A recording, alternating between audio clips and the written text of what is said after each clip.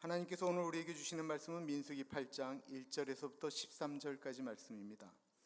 하나님의 말씀을 받들어 봉독할 때에 살아계신 하나님의 음성을 들으시기 바랍니다. 여호와께서 또 모세에게 말씀하여 이르시되 아론에게 말하여 이르라. 등불을 켤 때에는 7 등잔을 등잔대 앞으로 비추게 할지니라 하시매 아론이 그리하여 등불을 등잔대 앞으로 비추도록 하셨으니 여호와께서 모세에게 명령하신과 같았더라.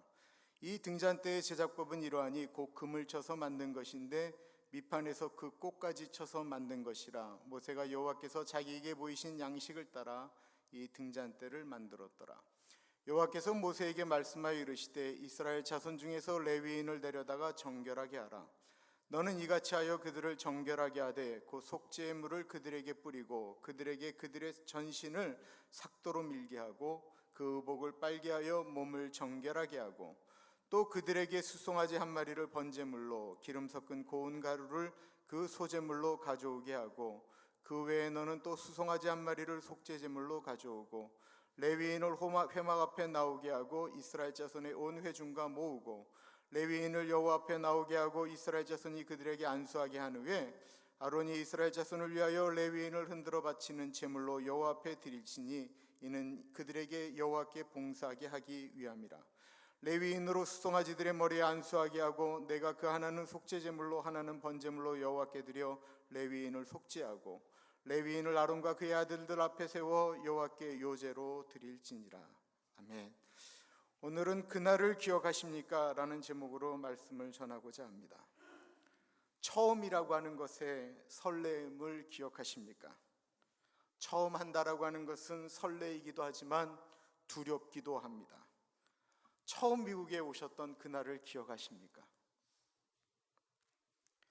이민관 앞에서 무슨 말을 해야 될지 하며 떨던 그날을 기억하십니까? 저는 그날 얼마나 떨었는지 모릅니다. 도로 돌아가라고 하면 어떡할까라는 생각을 했었습니다. 처음 운전면허를 따고 무슨 차를 가지고 첫 운전을 하셨습니까? 한국에서는 남들이 운전하는 것만 봤지 전혀 운전대를 잡아보지 못하시다가 미국에 와서 운전면허를 받고 샀던 그 똥차, 오래된 차를 기억하십니까? 미국에 와서 돈이 없어서 아르바이트 하셨던 그곳, 그 일을 기억하십니까? 처음 직장을 잡았을 때를 기억하십니까? 수고한 다음에 첫 월급을 받으셨을 때는요. 미국에 와서 처음에 집을 구한 것이 아니고 아는 사람 집 여기저기 전전하시다가 처음 아파트이든 어디든 내 공간으로 이사 가셨을 때를 기억하십니까?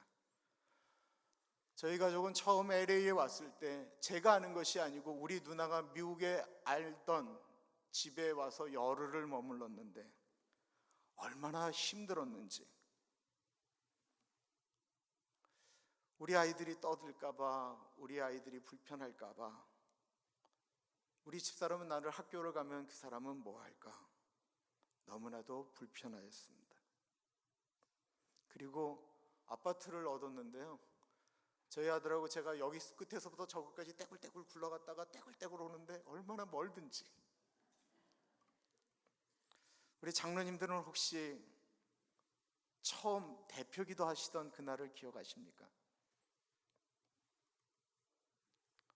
두려워하며 떨며 준비하던 그날을 기억하십니까? 저는 복음방송 이제 8년 되어 갑니다. 근데 그 첫 방송 하던 날 멘트 모든 것들이 다 생생하게 기억이 나고 그 생방송은 저는 늘 1년 동안은 거의 떨면서 하였던 것 같습니다. 지나간 과거지만 잊고 있었던 그날을 기억하시면 마음이 뭉클해지지 않으십니까? 이스라엘도 그랬습니다. 430년 동안 노예로 살던 민족이니 자신의 힘으로 무엇을 한다라는 것은 노예이니까 불가능했습니다. 그런데 430년 노예로 있다가 이집트를 나온 3개월 후에 그들은 군대를 조직했고 그 군대의 중심에 자신들의 힘으로 하나님의 성전을 세웠습니다. 오늘날로 말하면 성전을 건축한 것입니다. 사진을 하나 보도록 하겠습니다.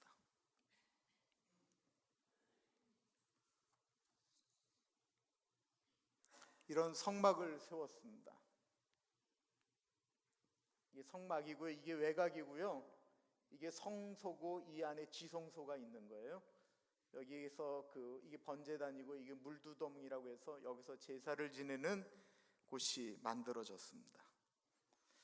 이 성막을 지은 다음에 이스라엘 사람들은 성막 봉헌식을 거행했습니다.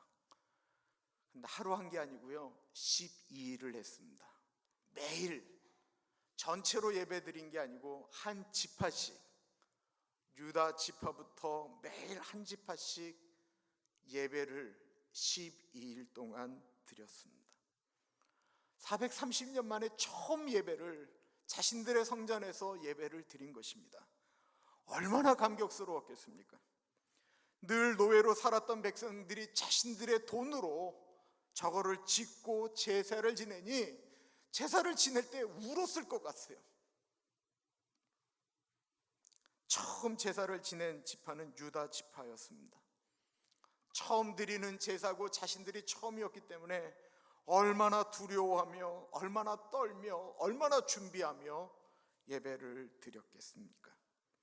그것을 보면서 다른 지파도 우리는 6째 날, 우리는 7째 날 드리는 그 지파들도 그 시간을 얼마나 조심하며 얼마나 기대하며 얼마나 감격해하며 준비하였겠습니까? 그렇게 드렸던 첫 예배를 어떻게 잊어버리겠습니까? 모세는 또 안 그랬겠습니까? 모세는 그 유일하게 12일을 다 들어가서 같이 예배를 드렸습니다. 그 모든 12일의 그 긴장된 첫 예배가 끝난 다음에 모세는 쉬러 들어간 것이 아니고 그 감격 가운데 하나님이 임재하시는 성막으로 들어갔습니다. 피곤할 만하고 지칠 만도 한데 그 흥분된 마음을 그대로 간직한 채로 하나님을 만나고 싶었던 것입니다. 그 장면이요, 어제 본문 마지막 절에 나옵니다. 그러므로 오늘 본문은 어제 본문 마지막 절부터 쭉 연결되어진다라고 생각하시면 되는데, 민수기 7장 89절 봉헌식이 끝난 마지막 날의 모세의 이야기가 이렇게 이야기하고 있습니다. 모세가 회막에 들어가서 여호와께 말하려고 할 때에 증거궤 위 속죄소 위에 두 그룹 사이에서 자기에게 말씀하시는 목소리를 들었으니 여호와께서 그에게 말씀하심이었더라. 지금 모세가 들어가 있는 곳은 빛 하나 들어오지 않는 지성소입니다. 이 성소와 지성소는 두 지붕을요 4겹으로 싸서 막았어요. 어떠한 빛도 들어가지 못하도록 만들었습니다. 그리고 성소를 지나 하나님의 언약궤가 들어가 있는 지성소로 들어가서 하나님께 보고하려고 하는 것입니다. 하나님이 이제 모든 제사가 끝이 났습니다. 지금 모세가 들어가 있는 곳을 한번 보도록 하겠습니다. 이게 이제 지붕인데요. 이 지붕이 이렇게 4겹으로 다 막혀져 있어요. 그리고 이 안은 오직 제사장만 들어갈 수 있고, 이 안이 이게 지성소 휘장이거든요. 요 안은 대제사장만 들어갈 수 있어요. 근데 이제 모세는 왔다 갔다 했다라는 거예요. 이렇게 잘라놓으니까 이렇게 밝아 보이지만 여기는 완전히 캄캄해서 아무것도 보이지 않는 곳이에요. 모세는 여기를 거쳐서 이 문을 여기 휘장을 걷고 이 안에 지금 지성소에 들어가 있는데, 여기에는 천사 2개가 이렇게 날개를 피고 있어요. 여기서 하나님이 말씀하셨다라는 것입니다.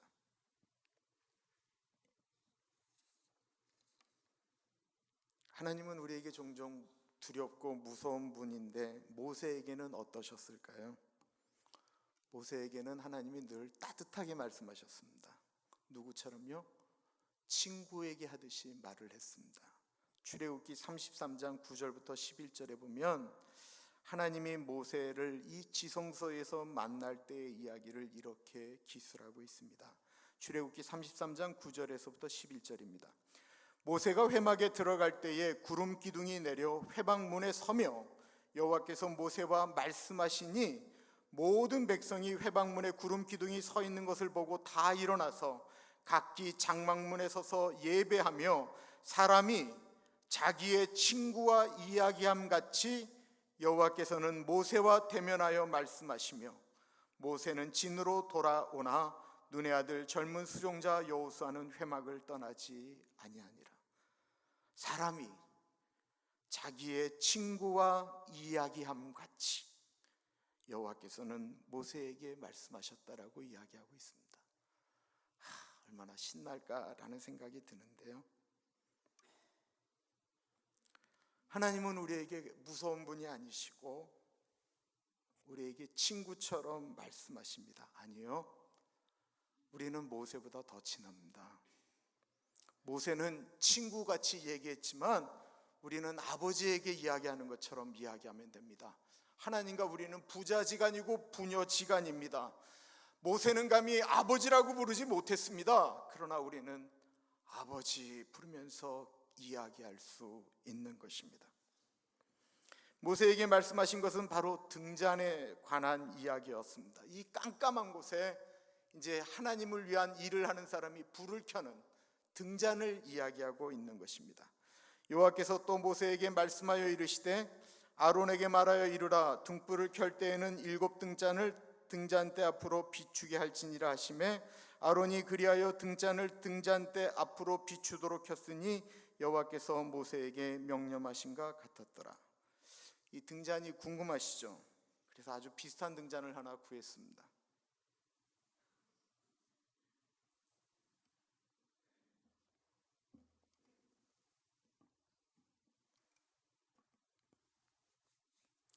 성경은 7개, 7촛대거든요.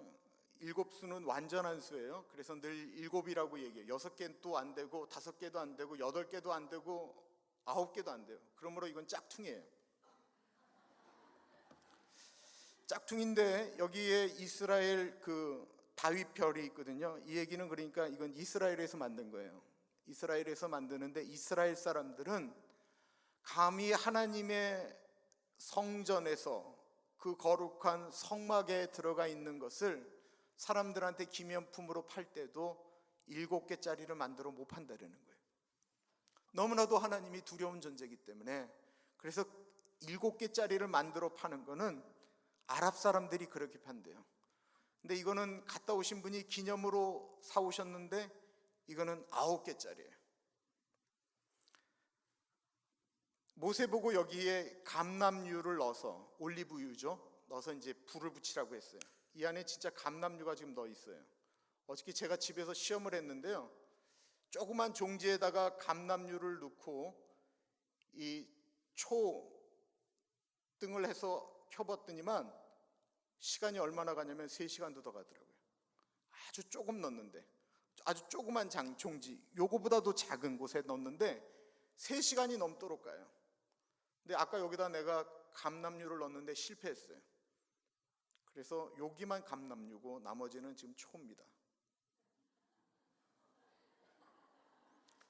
그런데도 불구하고 요 안에는 지금 감람유를 넣긴 넣었어요. 집에서 갖고 온 올리브유. 나중에 우리 장로님들 챙겨주세요. 우리 거 썼으니까. 그런데 이 초를 지금 보세요. 만약에 요거를 이렇게 돌려놓으면 여러분들은 한 면밖에 안 보이잖아요. 그죠? 아까 그 사진을 좀 다시 보여주시겠어요? 아까 사진. 그러니까 얘가 지금 이렇게 돼 있잖아요. 이렇게 돼 있어야 여기가 밝혀지잖아요. 여기는 지금 진설병이 있고 떡이 있으니까. 요거를 보이는, 움직이는 쪽으로 이렇게 놓은 게 아니고 이렇게 놨다라는 거예요. 요 위에가 감람유인데 이거 굉장히 오래 가요. 진짜 나는 내가 실험을 해봤는데 너무 잘 타는 거예요. 양초에서 빼갖고 감람유를 넣고 그 종지에다 이렇게 놓고 불을 붙였는데 2시간이 지나도 꺼지질 않아요. 그러니까 하루 종일 펴놓으라고 하는 것이 이게 가능했겠구나. 이거보다 훨씬 크거든요. 그죠? 훨씬 큰 금초대인데 거기다가 감람유를 넣고 비추면 이게 하루 종일 타기는 탈 수가 있었겠구나. 못 믿으시면 집에 가서 실험을 해보세요. 양초를 뽑아갖고 밑에다가 올리브를 좀 넣고 하면 정말 오래 가요. 이것도 오래 갈 거예요. 왜냐하면 여기다가 감람유를 넣었으니까. 그런데 이제 이렇게 불을 켰습니다. 그곳에서 일을 하려면 등잔에 불을 밝혀야만 했습니다. 그런데 이 불이 언제까지 붙어 있어야 되느냐라고 하는 것입니다. 레위기 24장에 보면 거기에 대한 이야기가 나옵니다. 여호와께서 모세에게 말씀하여 이르시되 이스라엘 자손에게 명령하여 불을 켜기 위하여 감람을 찧어낸 순결한 기름을 네개로 가져오게 하여 계속해서 등잔불을 켜둘지며 아론은 회막안 증거궤 휘장 밖에서 저녁부터 아침까지 여호와 앞에 항상 등잔불을 정리할지니 이는 너희 대대로 지킬 영원한 규례라. 그는 여호와 앞에서 순결한 등잔대 위에 등잔들을 항상 정리할지니라. 이 불은 저녁부터 아침까지 혹은 하루 종일 켜져 있어야만 했습니다. 그러니까 켜놓으면 오래 간다라는 것입니다. 그럼에도 불구하고 계속해서 넣어야만 이거는 불을 킬 수가 있었습니다.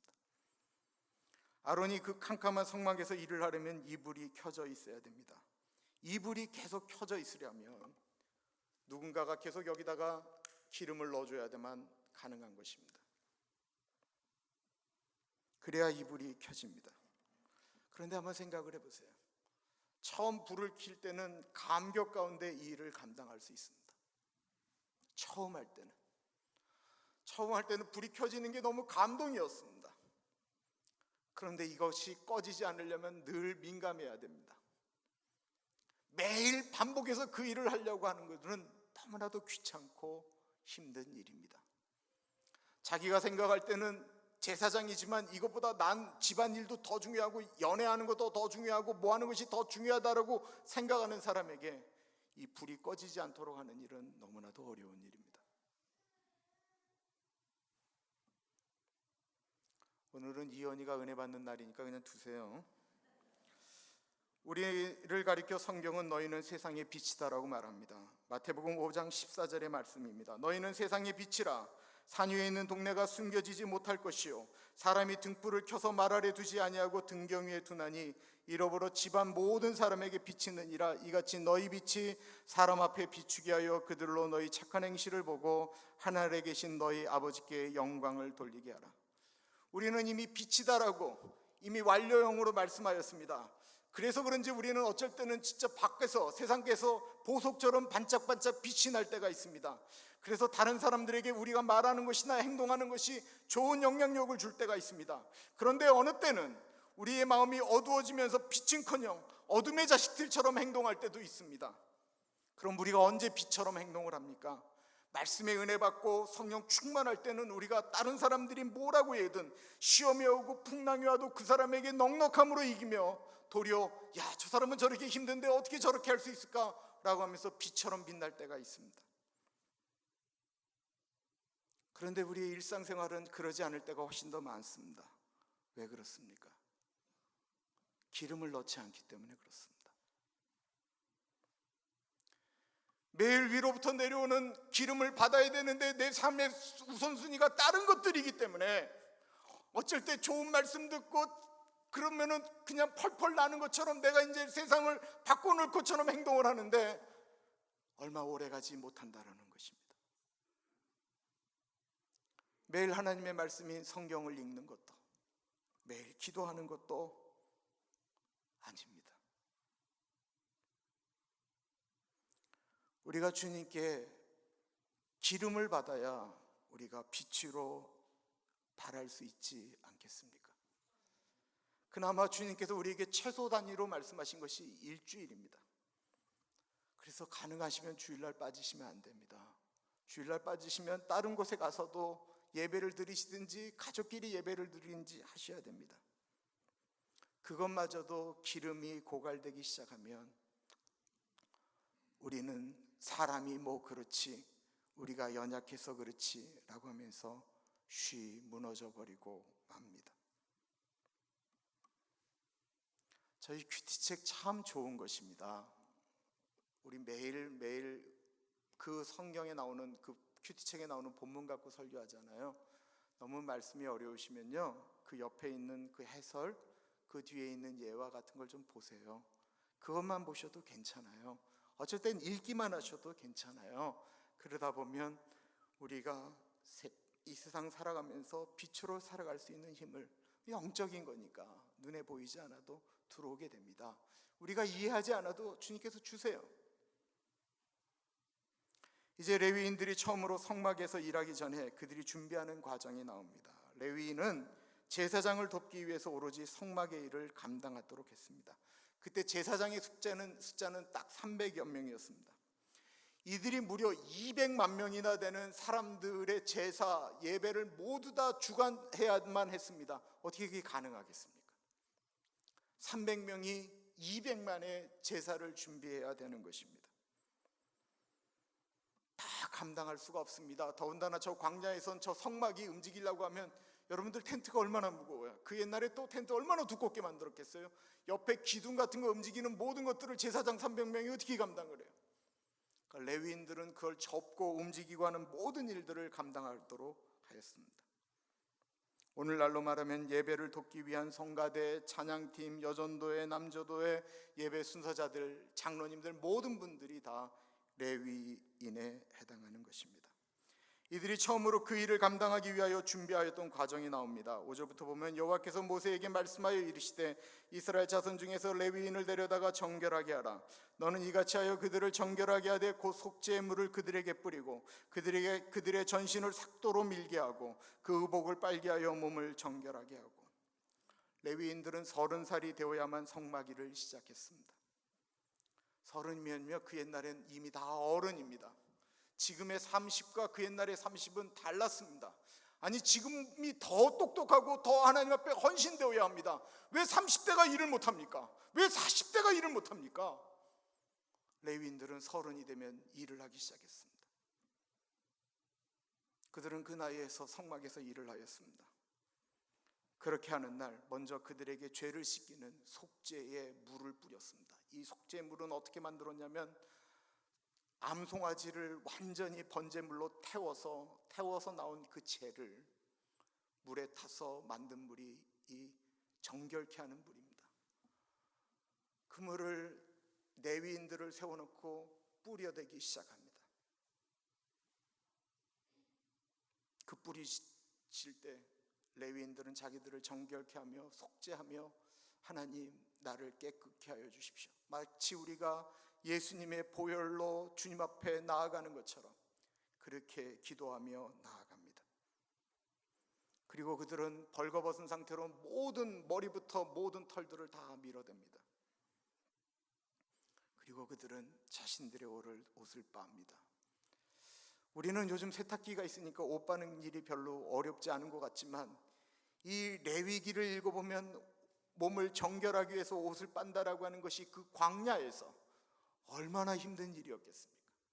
더군다나 이 레위인들의 숫자가 8,000명입니다. 이거 어마어마한 의식입니다. 조금은 요란한 의식입니다. 우리는 의식을 별로 좋아하지 않습니다. 그런데 이번 노회 때 참 재미있는 것이 발표되었습니다. 미국이 자유로운 문화지니까 목사님들이 청바지 입고 하와이안 샤츠 입고 이렇게 막 움직이면서 하는 교회들의 숫자들, 교인들이 줄기 시작했습니다. 미국에서 유일하게 지금 급성장한 교파가 하나 있는데 놀랍게도 그것은 동방정교회입니다. 제사장들이 수염 기르는 것처럼 수염 기르고 갓 쓰고 하는 움직이는 동방정교회가 무려 150% 성장을 하였습니다. 더 놀라운 건 캐톨릭 신자들이 캐톨릭이 타락했다고 그들이 그 예식이 중요한 동방정교회로 옮겨가고 있다는 것입니다. 만약에 우리가 레위인이라고 한다면 그날 모여서 했던 그 요란한 의식을, 자신의 머리가 밀면서 움직여졌던 그 의식을 어떻게 잊어버릴 수가 있었겠습니까? 한국의 젊은이들이 우는 날은 군대 가는 날이 아닙니다. 언제 우냐면 머리를 빡빡 깎을 때 젊은이들의 눈에 눈물이 맺힙니다. 그리고 부모님들은 그 젊은이 자신의 자식의 그 짧은 머리를 보면서 가슴 한켠에 이제 내 아들이 드디어 군대를 가는구나 생각하게 됩니다. 구체적으로 내가 이제 군인이구나 라고 하는 것은 훈련소 안으로 들어갈 때 느껴지는 게 아니고 자신의 머리를 밀어버릴 때 느껴지는 것입니다. 레위인들이 그러지 않았겠습니까? 레위기에 보면 이 정결의식은 일주일 동안 진행되었습니다. 일주일 동안 그들은 자신들을 속죄해달라고 제사 드리고 물 뿌리고 머리 밀고 온몸에 있는 털 다 깎고 그리고 자기 옷을 빨았습니다. 그리고 이 의식은 문둥병 걸린 나병 환자가 하는 의식과 똑같았습니다. 무슨 말입니까? 내가 잘나서 하나님의 일을 하는 것이 아니다라는 것입니다. 나는 문둥병 걸린 사람과 같은 존재인데 하나님께서 나를 정결하게 하셔서 이 일을 감당하게 된다라는 것입니다. 그 기간 동안 자신들의 죄를 위해 수송아지를 드리고 송아지를 드렸습니다. 하나님의 일을 하는데 그냥 할 수 없어서 정결하기 위해서, 깨끗하기 위해서 죄의 용서를 구하고 올라가는 것입니다. 우리 성가대원들이, 찬양팀들이 우리가 예배를 드릴 때 주님, 나는 더럽지만 주님 나를 주님의 보혈로 씻겨주십시오 라고 하며 올라가는 것 같습니다. 그리고 나면 이스라엘 지파의 대표들이 레위인들을 두고 안수기도하였습니다. 이 기도는 이스라엘 사람들이 하나님이라는 것을 레위인들에게 일임하겠노라고 이야기하면서 드리는 기도입니다. 우리 대신 하나님 좀 잘 섬겨달라고 부탁하는 것이었습니다. 어떻게 기도했을까요? 8천여 명이나 되는 그 레위인들을 어떻게 기도했을까요? 각 지파의 리더가 되는 사람들이 다 와서 레위인들의 머리에, 어깨에, 등에다가 손을 얹고 같이 기도하지 않았을까요? 마치 우리가 우리 교회 장로님들을 세우면서 임직시 때 우리 교인들이 같이 하나님 우리 장로님들에게 같이 해달라고 기도하는 것처럼, 목사님들이 안수식을 알고 목사가 될 때 저 목사님 훌륭한 목사 되게 해달라고 기도하는 것처럼 그렇게 기도하지 않았을까요? 그리고 그들은 일을 시작하였습니다. 저는 목사 안수를 2000년 4월 19일 날 받았습니다. 저는 목사 안수를 받는 것이 너무너무 두려웠습니다. 자신도 없었습니다. 내 자신은 목사 될 만한 그릇도 아니다라고 생각을 했습니다. 그래서 제가 일주일 동안 금식을 했습니다. 그러면서 하나님께 제가 이런 기도를 드렸습니다. 하나님, 아직 멀었다 싶으시면 다음에 받아라라고 말씀하시면 하나님, 제가 다음에 받겠습니다.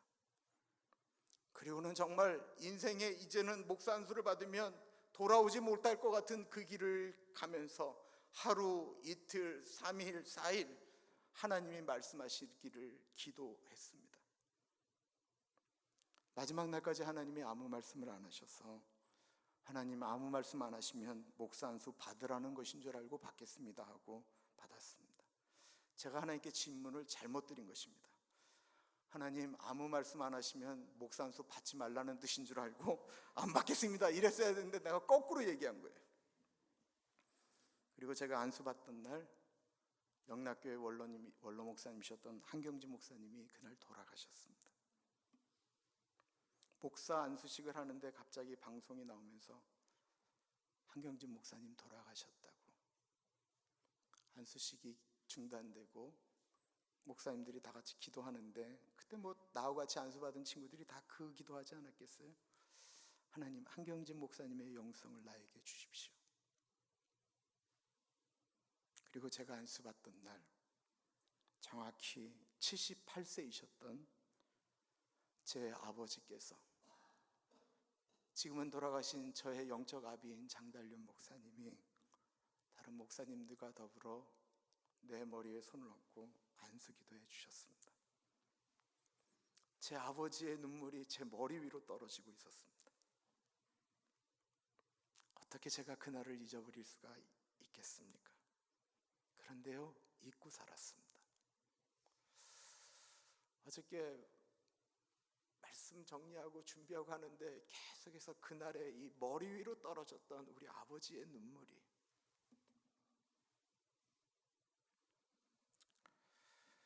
기억하고들 계십니까?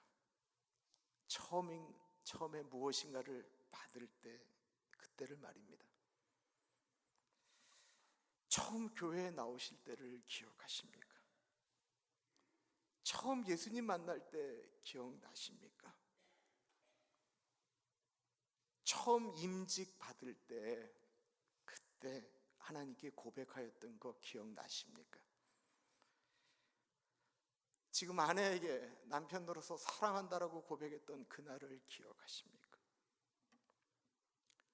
은혜 받고 주님께 주님 사랑합니다 고백하셨던 그날이 기억나십니까? 나이가 드셔서 잊어버리셨습니까? 시간이 오래 지났기 때문에 이제는 기억에서도 흔적 가운데도 사라지고 있습니까? 예수님은 우리가 고백하였던 그날을 잊지 않고 지금까지 기억하고 계십니다. 그날을 기억하십니까? 예수님을 처음 만났던 날을 말입니다.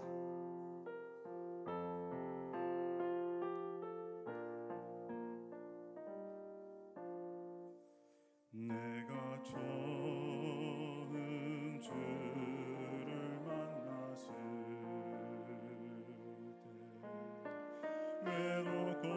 외롭고도 쓸쓸한 모습 말없이 홀로 걸어가신 길 영광은 다 범하그네 정녕 그분이 내 형제 구원했나 나의 영혼도 구원하려나 의심 많은 토마처럼 물었네 내가 주를 처음 만난 날 다 같이 부르겠습니다. 내가 다시 주를 만났을 때 내가 다시 주를 만났을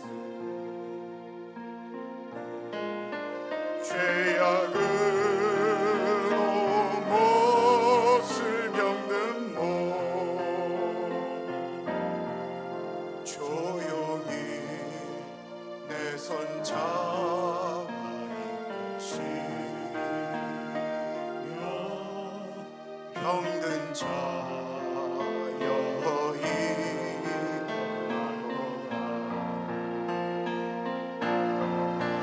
눈물을 흘리며 찬양하여서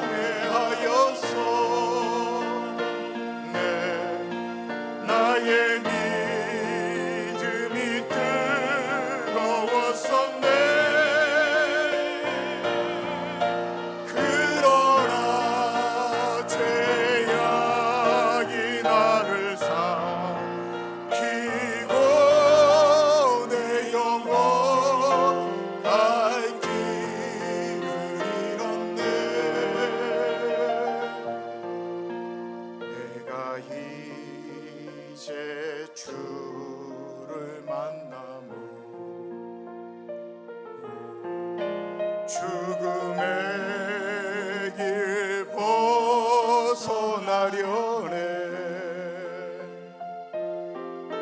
편찮네 은혜와 사랑의 부신 그분만이 나의 구세주 주 예수 따라 항상 살리로 다 십자가 지고 따라가리라 할렐루야 주를 만나니 기쁨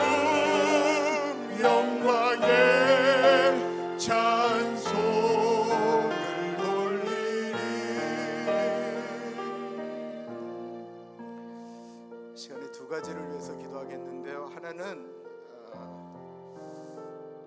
내가 예수님 앞에 나아갔던 그 날들을 기억하면서 주님 같이 하여 주십시오. 또한 이 교회를 이끌어가고 있는 리더십들, 우리 목사님들, 또 우리 선교사님들 위해서 기도하는데 그날을 기억하게 하여 주십시오. 사랑하는 여러분, 우리에게 그날을 기억해야 될 일들이 너무 많습니다. 하나님, 그날을 기억해서 회복하게 하여 주십시오. 우리 같이 기도하겠습니다.